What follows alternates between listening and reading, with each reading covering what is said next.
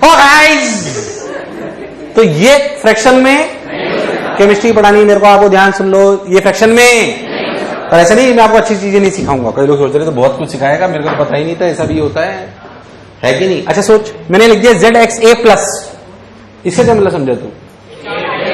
मालूम है बोला ZXA plus, that means what? एक इलेक्ट्रॉन इसकी शेल से निकाल लिया गया है। अरे यार, एक इलेक्ट्रॉन इसकी शेल से, पहली बात ये फ्रैक्शन में नहीं हो सकता। जो आप करते हो आइसोटोप्स का एटॉमिक वेट होता है, पहले था जो बोला चमका, वो एटॉमिक वेट है, कोई बुराई वाली बात नहीं है। अच्छा भाई, अच्छा हम छोटी छोटी बातें और जानते हैं, ये रिप्रेजेंटेशन तो हम जानते थे अच्छे से। न्यूक्लियस के बारे में अगर हम और बहुत छोटी सी बातें समझे तो हम जानते हैं कि मास ऑफ न्यूट्रॉन लगभग कितना होता है, 1.67 into 10⁻⁻27 kg, and that is approximately mass of proton. Mass of neutron is slightly greater than slightly, and mass of neutron is slightly, oh it's mass of 10 digit बाद slightly greater than mass of proton. पहले था yes और no, but हम इन्हें लगभग बराबर मानते हैं। न्यूक्लियस के अंदर प्रोटॉन और न्यूट्रॉन दोनों होते हैं। मास ऑफ इलेक्ट्रॉन कितना होता है भाई साहब? 9.1 इंटू 10⁻31 kg। पहले था यस और नो, 9.1 इंटू 10⁻31 kg। पहले था जो बोला चमका, 9.1 इंटू 10⁻31 kg, 1.67 10⁻27। सबने बोला ठीक, मैंने ही बोला, कोई बुराई कोई कष्ट। अरे सोच लो, बहुत बढ़िया साहब। तो mass of neutron slightly greater than ये हो गया। सबने बोला ठीक, मैंने ही बोला ठीक। अब देख, असलियत में जब कोई एटम होता है तो उसके अंदर असलियत में प्रोटॉन्स भी होते हैं और न्यूट्रॉन्स। मान लो कोई भी अपन एटम उठा लो, कार्बन ही उठा लो, 6 न्यूट्रॉन 6, सही तो बोल रहा हूं, और 6 इलेक्ट्रॉन, तो उसका टोटल मास किसका होगा? सोच के देखो। मान लो मैं कार्बन एग्जाम्पल लेता हूं, कार्बन इंक्लूड 6 न्यूट्रॉन, सही कर रहा हूं ना, 6 proton, 6 electron.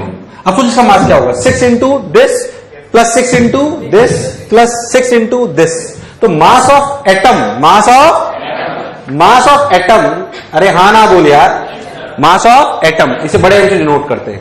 Mass of atom is basically what, अगर अपन कार्बन की बात करें, 6 into mass of neutron plus 6 into mass of proton, अरे हाँ ना बोल, plus 6 into mass of electron. क्या लगभग ये, क्या मास ऑफ इलेक्ट्रॉन इससे बहुत छोटा है यार? नहीं आया तो कैसे अप्रोक्सीमेटली लिख सकते हैं, mass of 12 times mass of proton. अरे यार, अप्रोक्सीमेटली क्यों बोला? क्योंकि इलेक्ट्रॉन का कोई मास, तो असलियत में एटम का जो भी मास होता है वो लगभग न्यूक्लियस में ही होता है। अरे यार हाँ ना बोल यार, मुझे लगाई तुम्हें आया कि नहीं आया? हाँ ये बात सही है कि मास ऑफ न्यूक्लियस अगर लिखना हो तो लिखना चाहिए मास of atom minus Z time mass of electron. यार तुम्हें चमका नहीं यार। रिलेटिव में बोला जाए तो मास ऑफ न्यूट्रॉन है कि न्यूक्लियस है? Nucleus is equal to mass of atom minus Z is what? Atomic number, minus mass Z into mass of electron. हाँ, बट ये लगभग बराबर होते हैं, इसमें कोई शक वाली बात। पर अगर कोई एक्यूरेसी की बात करे तो हमें ऐसे लिखना आना यार, मुझे लगा तुम्हें आया, खैर हमने ऐसी बात कर दी।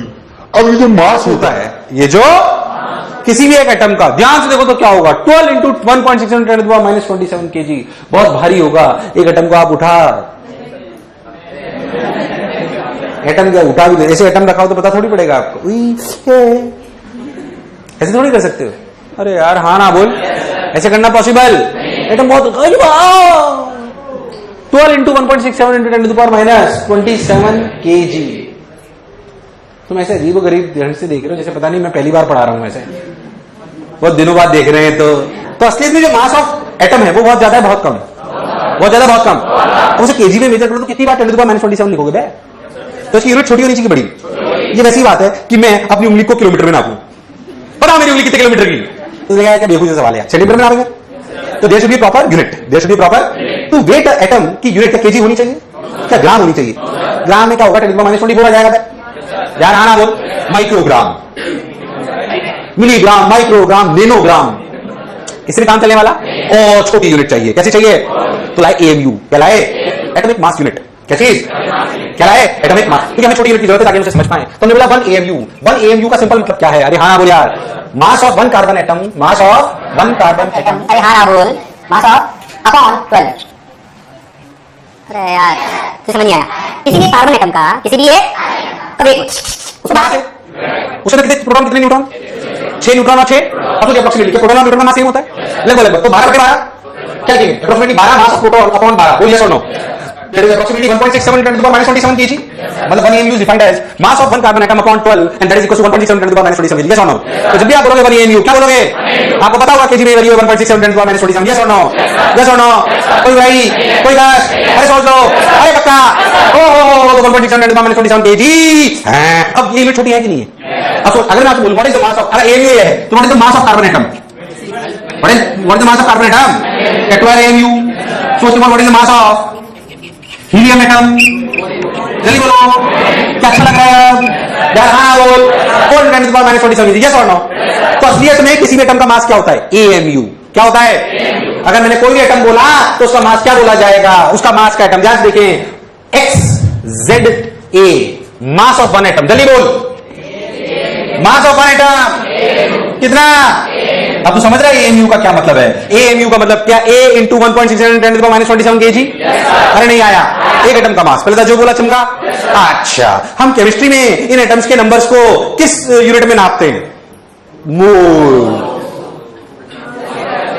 अरे एटम्स के नंबर्स को नापने की यूनिट क्या होती है? मोल. 2 मोल 4 मोल 10 मोल. तो मोल वेट है कि नंबर है? Mole is a unit of number of atoms. अरे यार mole is a unit of जब वो वेट की यूनिट है इट इज यूनिट ऑफ यार तो मैं नहीं आया 6.023 into 10 to the power 23 एविगेट्रो number यार नहीं आया कि नहीं आया? ओह तो इसी एटम के 1 मोल मास 1 मोल हाँ कितना हुआ?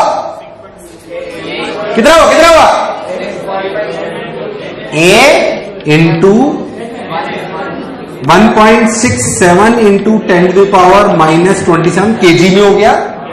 क्या ये एटम का मास है? kg में निकालते हैं. किस में निकालते हैं?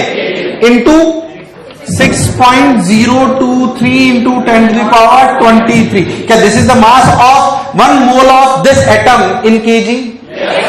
And A is the number of protons plus number of neutrons. या नहीं आया कि नहीं आया? बहुत बढ़िया साहब. तो हमने अच्छा ये बात वाह वाह वाह वाह. अब देख 6.023 इंटू 1.67 कर 10 आएगा लगभग. अरे 6.023 into 10 to the power 7 into 1.67 कर कितना आएगा? 10. अरे देखे ना अरे करके देख ले नहीं तो 1.67 इंटू 6.023 का लगभग कितना आएगा? 10. कितना आएगा? तो देख 10 ये 10 to the power 23 10 to the power minus 24 10 to the power 24 का 10 to the power minus 3. अरे यार वो साइंटिफिक कैलकुलेटर लिया जो मेरे कैलकुलेटर. अरे कभी तो हाँ ना बोलो यार. आवाज नहीं हाँ ना बोल. कोई बुराई वाली बात? ओहो तो कितना हुआ देख A into 10 to the power minus 3 kg. ओहो क्या 1 ग्राम? ओ जादू.